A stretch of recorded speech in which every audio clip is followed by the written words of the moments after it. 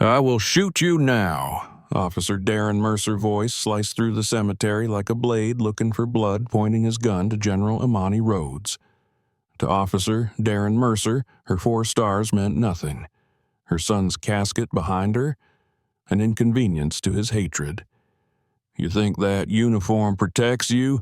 he sneered, finger twitching near the trigger. "I don't see a general. I see a problem." "This is my son's funeral," she said, voice like steel wrapped in velvet. "You're desecrating hallowed ground." "Your kind doesn't belong in that uniform," he spat, gun steady. "Playing soldier doesn't make you American." With one motion, he grabbed her collar, 4-star pins clattering to marble as mourners gasped. Phones rose, history witnessed. He thought he was putting her in her place. Instead, he was carving his own prison cell, stone by stone. Because she wasn't just any general, she was General Imani Rhodes, commander of Central Command, advisor to 3 presidents. Now she stood, unflinching, while a dozen cameras captured every second of this armed assault on military leadership. What happens when a small-town officer draws on a decorated general? How will the nation respond to this desecration of a military funeral? Can any badge shield him from what's coming next? And what price will he pay for this momentary display of power? Stay with us as this shocking story unfolds. Arlington National Cemetery stretched before them like a solemn ocean of white markers, each stone a testament to sacrifice. The late May sun cast long shadows across the perfectly manicured grass, warming the marble headstones that stood in perfect formation, much like the soldiers who once carried the names etched upon them. A gentle breeze carried the scent of fresh-cut grass and early summer flowers, nature's quiet tribute to the fallen. Section 60 had been prepared for the ceremony, chairs arranged in precise rows facing the flag-draped casket of Lieutenant Marcus Rhodes. Black fabric draped over seating contrasted sharply with the crisp white gloves of the honor guard standing at attention. The rhythmic cadence of taps had just faded into silence moments before, leaving only the occasional birdsong to break the sacred quiet. General Imani Rhodes stood at the head of her son's casket, her 4-star insignia catching the afternoon light. At 52, she carried herself with the unbending posture of someone who had spent 3 decades in service. Her dress uniform hung perfectly on her tall frame, decorations telling stories of deployments, leadership, and sacrifice few civilians could comprehend. Her expression remained composed, though the slight tremor in her gloved hands betrayed the mother beneath the medals. Behind her sat rows of mourners, military personnel in dress uniforms, family members in black, and Marcus's fellow soldiers from his last deployment. Their collective grief hung in the air, heavier than the humidity of the Virginia afternoon. In the front row, Marcus's widow, Eliza, clutched their 5-year-old daughter Zora's hand. The child's eyes, so like her father's, stared uncomprehendingly at the flag that would soon be folded and presented to her mother. On the outskirts of the gathering stood Officer Darren Mercer of the Arlington Police Department. At 45, his weathered face carried the permanent scowl of a man who believed the world had wronged him at every turn. His stance was casual, bordering on disrespectful, thumbs hooked into his duty belt as he surveyed the ceremony with thinly veiled contempt. His assignment was simple: traffic management for the high-profile funeral. But his presence radiated hostility. 2 worlds existed in that moment, the sacred bubble of grief around the Rhodes family and their supporters, and the simmering resentment emanating from Officer Mercer. These worlds were about to collide with devastating consequences that would reverberate far beyond this hallowed ground. "Time to say our final goodbyes," the chaplain announced, unaware of the storm gathering at the cemetery's edge. The breaking point came when General Rhodes stepped forward to place her hand on her son's casket. Mercer's radio crackled with a message about traffic control, but he'd already made his decision. Abandoning his post, he strode purposefully toward the ceremony, face twisted in disgust. "That's far enough," barked a young military police officer intercepting Mercer's path. "This is a private ceremony, sir." "Got a situation that needs the general's attention," Mercer replied, badge flashing in the sunlight. His lie slipped through clenched teeth, convincing enough for the MP to hesitate. Mercer pushed past, each step carrying decades of festering prejudice. His grandfather's stories about keeping order in the segregated South echoed in his mind, fueling a righteousness that twisted his perception of duty. He wasn't just approaching a mourning mother. In his warped worldview, he was confronting everything wrong with a changing America. "Hey, you!" Mercer called out, voice slicing through the chaplain's prayer. "General Rhodes!" The ceremony froze. Heads turned, expressions ranging from confusion to outrage at this breach of protocol and basic human decency. General Rhodes turned slowly, her grief momentarily eclipsed by professional composure. "Officer, this is neither the time nor place," she stated firmly but quietly, mindful of her grandson still clutching his mother's hand. "Please return to your post." Mercer's hand moved to his holster, a motion so casual yet so threatening that several veterans in attendance stiffened in alarm. "Don't you tell me where to stand," he growled. "Your kind always think the rules don't apply." Colonel Jasper Williams, Rhodes's chief of staff, stepped forward. "Sir, I'm going to have to ask you—" "Back off," Mercer snapped, drawing his weapon in one fluid motion. The collective gasp rippled through the gathering like wind through tall grass.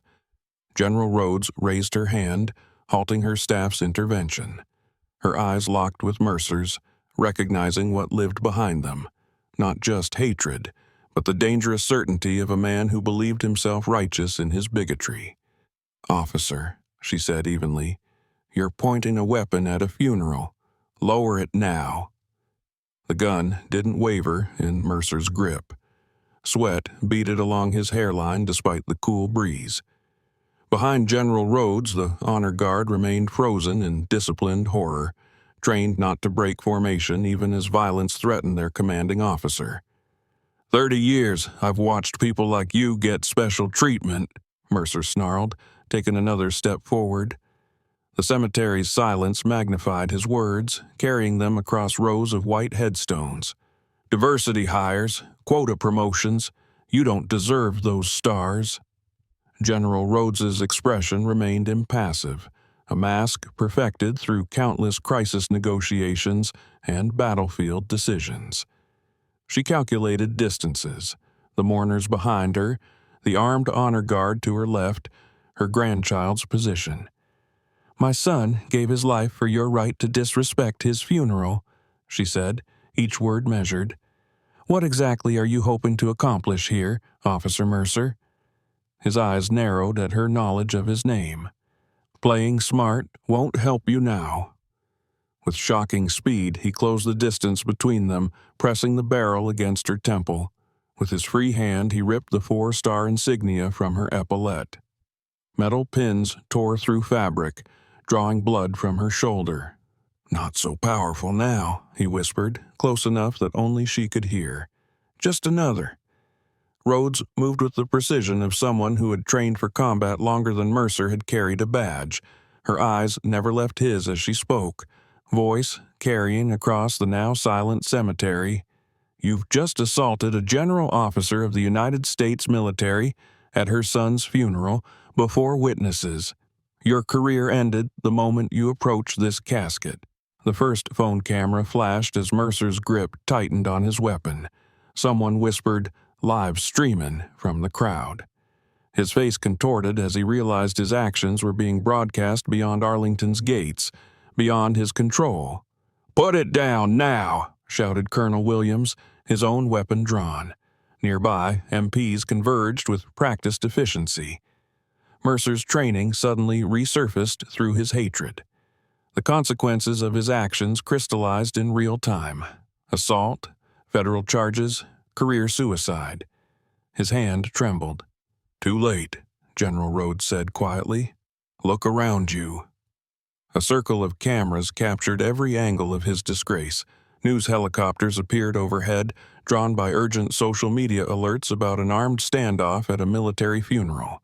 America was watching, and America was furious. The takedown happened with surgical precision. Colonel Williams and 2 MPs flanked Mercer, while General Rhodes maintained unflinching eye contact with her assailant. When Mercer's focus shifted momentarily to the approaching officers, Rhodes executed a disarming technique, a swift movement that sent his weapon clattering across marble while driving him to his knees. No excessive force, just decades of combat training applied with cold efficiency. "Secure the weapon," she ordered calmly, as though directing a routine exercise rather than neutralizing a threat at her own son's funeral. MPs immediately complied, while Arlington police officers, alerted by the commotion, rushed toward the scene with expressions of horror as they recognized their colleague kneeling on consecrated ground. Mercer, now disarmed and surrounded, unleashed a torrent of slurs and threats. Each word further incriminated him before the growing audience of cameras. "You can't do this to me. Do you know who my father is in this department? This black bitch assaulted me. I was responding to a threat." Chief Inspector Lowell Montgomery of the Arlington Police reached the scene, his face ashen as he assessed the situation. "Officer Mercer, stand down immediately. What in God's name are you doing?" "Arresting a disruptive element," Mercer snarled, seemingly oblivious to the reality of his situation. Montgomery's horrified gaze moved from Mercer to General Rhodes, whose uniform bore the torn fabric where her stars had been ripped away. Blood seeped through the material at her shoulder. "General Rhodes, I can't begin to express—" "Save it," Rhodes interrupted, her voice steady despite the adrenaline coursing through her system. "I want him arrested and charged with assault on a military officer, desecration of a military funeral, and brandishing a weapon with intent to intimidate. My staff will ensure all witness statements are properly collected." Throughout this exchange, the most powerful statement came from General Rhodes's composure. She stood tall, blood staining her uniform, yet refused to give Mercer the satisfaction of seeing her rattled. Around her, mourners remained in stunned silence, the funeral ceremony irrevocably shattered. Little Zora's voice broke through the tension. "Grandma, why did the bad man hurt you?" The question seemed to physically strike Rhodes, cracking her professional veneer. She knelt beside her granddaughter, placing herself at eye level. "Sometimes people forget their humanity, sweetheart, but we never forget ours, even when they do." Rising again, Rhodes addressed Montgomery with the same tone she used in Pentagon briefings. "Chief Inspector, I expect a full investigation into Officer Mercer's history with your department. This wasn't a momentary lapse. This was emboldened hatred, and I want to know who enabled it." As Arlington officers handcuffed Mercer and led him away, he continued his tirade, each word digging his grave deeper. "You all take orders from her? She's nothing. This country's going to hell letting them wear our uniforms." Chief Inspector Montgomery stepped closer to Rhodes, voice lowered. "General, I assure you we had no indication of this level of—" "Save the platitudes," Rhodes interrupted. "Check his body cam footage, his arrest records, his social media. This doesn't happen in isolation." By now, the cemetery had transformed from a place of mourning to the epicenter of a national incident. News vans lined the entrance gates. Military officials from the Pentagon arrived, forming a protective circle around their colleague. The White House Chief of Staff was on the phone, demanding updates. In the midst of this chaos, Rhodes made a decision that would define the narrative. She returned to her son's casket, placed her hand upon the flag, and completed the interrupted eulogy. Blood still seeped from her shoulder, but her voice never wavered as she honored Lieutenant Marcus Rhodes's service. The cameras captured every word, every moment of dignity in the face of hatred. "My son believed in an America worth defending," she concluded, eyes fixed on the casket. "Even when America doesn't always believe in people who look like him. That's the weight of the uniform, That's the price of the stars." As she stepped back, an aide approached with replacement insignia. Rhodes waved them away. "No," she said, loud enough for nearby microphones to catch. "Let America see what hatred does. Let them see what it costs. This uniform has borne worse stains than blood." The imagery, a 4-star general with torn epaulettes, blood on her uniform, standing resolutely at her son's funeral, would become the defining photograph of a watershed moment in American racial reckoning. Within hours of Mercer's arrest, digital archaeologists unearthed the officer's history, laying bare a career built on systemic prejudice. Arlington Police Headquarters became command central for an investigation that grew more damning by the hour. Chief Inspector Montgomery found himself facing a wall of screens displaying evidence that his department had either willfully ignored or negligently overlooked. 17 excessive force complaints in the last decade, stated FBI Special Agent Taryn Ling, scrolling through digital records. 15 against black citizens, all dismissed as unfounded despite body cam evidence contradicting his reports. Montgomery wiped sweat from his brow. Those reviews went through proper channels. "Those channels were contaminated," interrupted Justice Department Representative James Harris, pointing to another screen. "Mercer's father was deputy chief until 3 years ago. Every complaint passed through his office." The digital evidence mounted relentlessly. Social media accounts under thinly veiled pseudonyms revealed Mercer's participation in white nationalist forums. Text messages recovered from his department phone showed exchanges with fellow officers discussing keeping certain neighborhoods in check and references to minority citizens as targets rather than community members. Most damning was the body cam footage from the cemetery. While Mercer had believed he'd deactivated it, the device had continued recording. The unfiltered audio captured his muttered comments before approaching General Rhodes. "Time to show this affirmative action general what real authority looks like." In the Pentagon's crisis response room, General Rhodes watched the evidence compilation with her senior staff. Despite her composed exterior, each revelation landed like physical blows. These weren't just attacks on her. They represented systematic dehumanization of people who looked like her son, her granddaughter. "They'll offer you a settlement," said Colonel Williams, her longtime advisor. "The department will want this contained."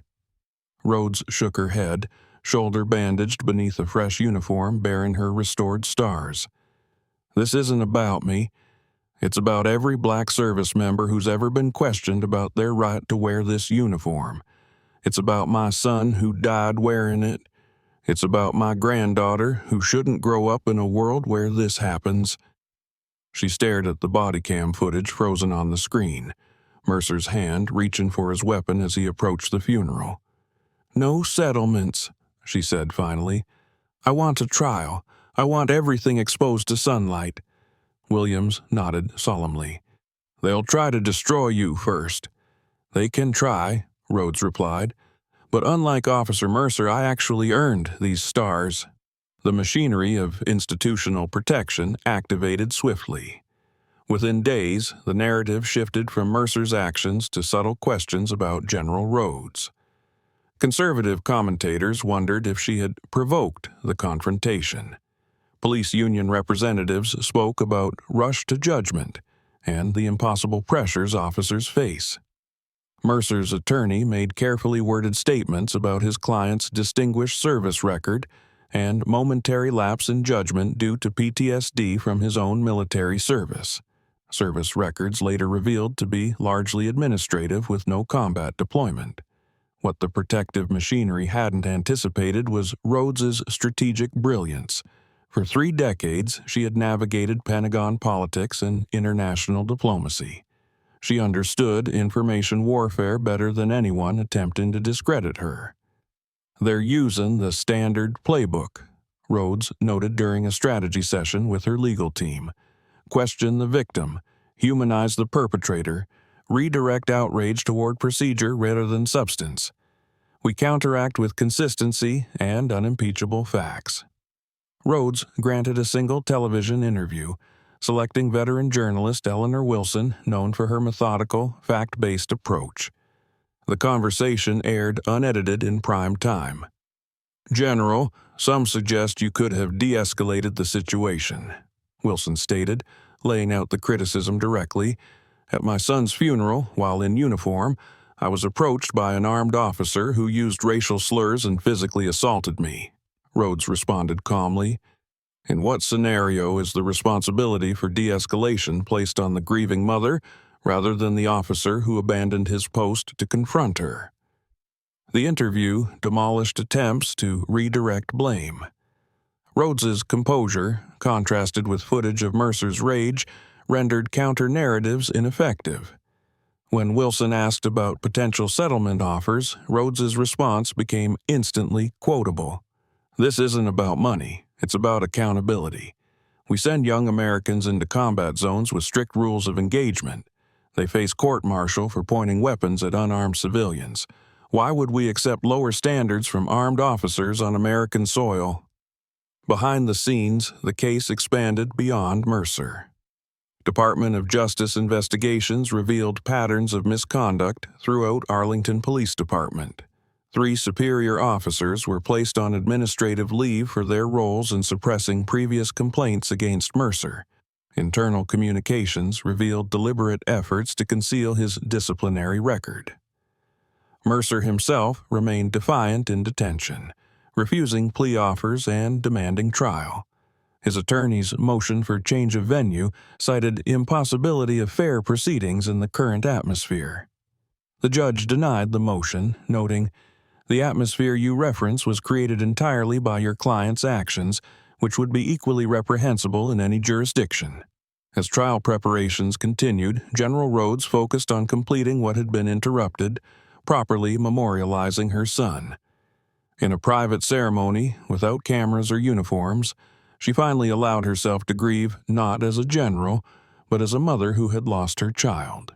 The federal courthouse transformed into America's most watched stage as United States v. Mercer began. Security measures rivaled those of presidential visits: barricades, snipers on rooftops, thorough screening of all entrants. Outside, demonstrators from across the political spectrum gathered with signs and chants reflecting the nation's polarization. Inside Courtroom 3, the atmosphere crackled with tension as proceedings began. U.S. Attorney Vanessa Chen opened with surgical precision, laying out charges: assault on a military officer, civil rights violations, hate crime enhancements, and the rare charge of desecration of a military funeral. "This case is straightforward," Chen stated, her voice carrying through the hushed courtroom. "The defendant, wearing a badge and carrying a weapon paid for by taxpayers, abandoned his assigned duties to confront a grieving mother, who happens to be a 4-star general, at her son's funeral. He drew his weapon, assaulted her, and used language that revealed his true motivation: racial hatred." Defense attorney Richard Pemberton attempted to reframe the narrative, portraying Mercer as a dedicated officer responding to potential security concerns at a high-profile event. His strategy collapsed when prosecutors played the complete body cam footage, not just the confrontation, but the 18 minutes prior, capturing Mercer's mumbled racial commentary while observing the funeral from a distance. The prosecution's witnesses formed an unimpeachable line of credibility: military officers, cemetery staff, grieving family members. Each testified to Mercer's aggression and Rhodes's composure. Forensic experts confirmed the blood on Rhodes's uniform matched the torn fabric where her stars had been forcibly removed. When General Rhodes took the stand on day 3, the courtroom fell silent. Dressed in full uniform with restored insignia, she testified with the same precision that had characterized her military briefings. She neither embellished nor minimized, simply stating facts with unshakable clarity. During cross-examination, Pemberton attempted to suggest she had somehow misinterpreted Mercer's approach. Officer Mercer pressed his department-issued Glock against my temple while using racial slurs. Rhodes responded evenly, "Please explain the alternative interpretation I should have considered." The courtroom's charged silence was broken by a single laugh from the gallery, quickly suppressed. Most damaging was testimony from Mercer's former partners, who described years of escalating bias in his policing. One officer, voice shaken, described Mercer's habit of finding reasons to stop black motorists and his celebration of rougher treatment for certain neighborhoods. As evidence mounted, Mercer's expression hardened from confidence to concern. The narrative of a momentary lapse had collapsed under the weight of a career built on prejudice.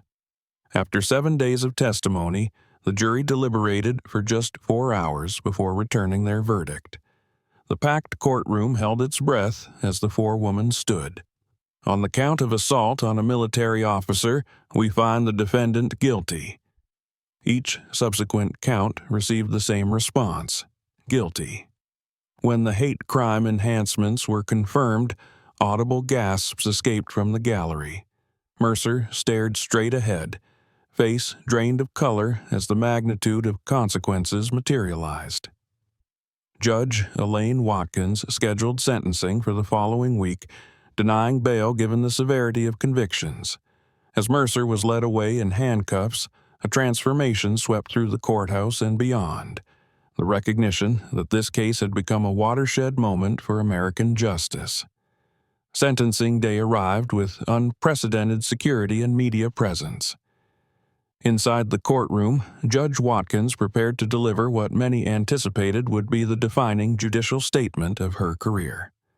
"Officer Darren Mercer," she began, "you stand convicted of crimes that strike at the heart of what we claim to value as a nation. You violated your oath to protect and serve. You desecrated sacred ground. You assaulted a grieving mother who has given more to this country than most of us ever will." Watkins paused, removing her glasses to look directly at Mercer. "Most troubling is not just what you did, but your clear belief that you would face no consequences. That belief wasn't formed in isolation. It was cultivated through years of institutional protection that this court finds equally reprehensible." Her sentence came with historic weight. 25 years in federal prison without possibility of parole for the first 15 years. This sentence reflects not just your actions at Arlington Cemetery, but the pattern of abuse established by evidence. It reflects the need to send an unambiguous message that a badge is not a shield against accountability.